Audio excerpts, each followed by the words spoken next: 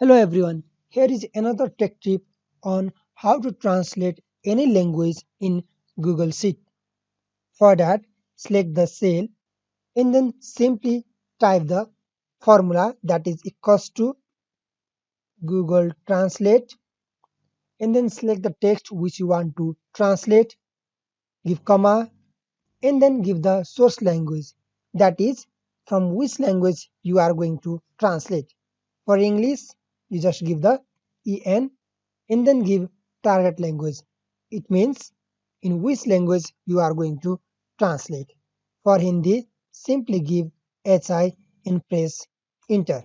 So it will translate soon.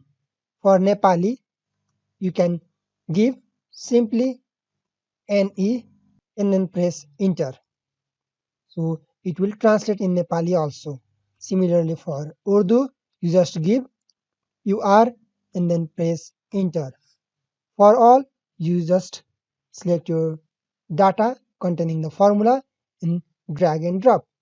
In this way, you can translate any language in Google Sheet.